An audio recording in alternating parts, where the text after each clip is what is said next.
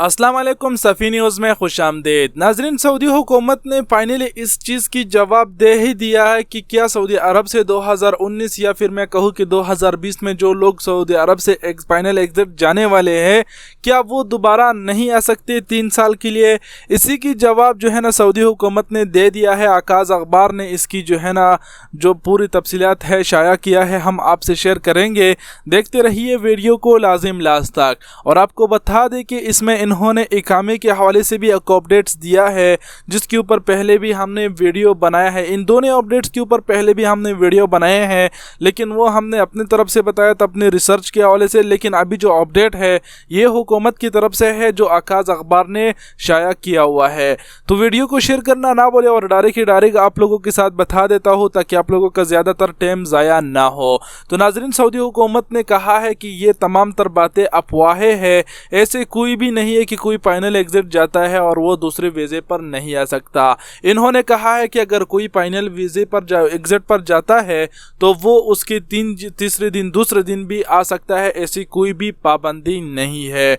तो नाज़रीन, अब इस वीडियो को बनाने का मकसद ये है कि आप लोगों को एक बार फिर से मैं आगाह कर सकूं और हुकूमत की जो मुंह बोली है वही बता सकूं, ताकि आप लोगों का विश्वास होए। और काफ़ी लोग अभी भी कमेंट करके पूछते हैं कि भाई क्या अगर कोई फाइनल एग्जिट जाता है तो वो दोबारा नहीं आ सकता 3 साल के लिए। तो ऐसा कुछ भी नहीं है। फाइनल एग्जिट का मतलब यही होता है ताकि वो दूसरे वीज़े पर आ सके। तो यही फाइनल एग्जिट की मतलब होता है, आप समझ गए होंगे। और इन्होंने जो है ना यहाँ पर इकामे के हवाले से भी एक छोटा सा अपडेट्स दिया है, जिसे पहले भी हमने अपने एक वीडियो में शाया किया है।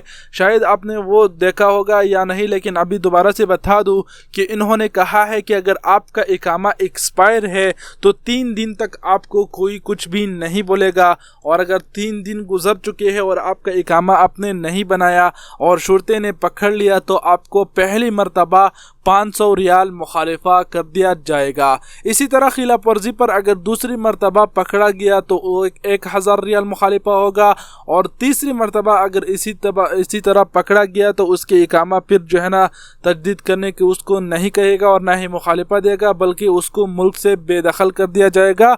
इस मुल्क से उसको डिफॉल्ट किया जाएगा और बाद में वो 3 साल के लिए सऊदी अरबिया के ऊपर बंद हो जाएगा।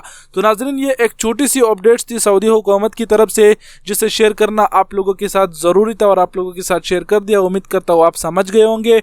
और आप सबके कीमती वक़्त का बहुत बहुत शुक्रिया। और वीडियो को शेयर करना ना बोले। अल्लाह हाफिज़।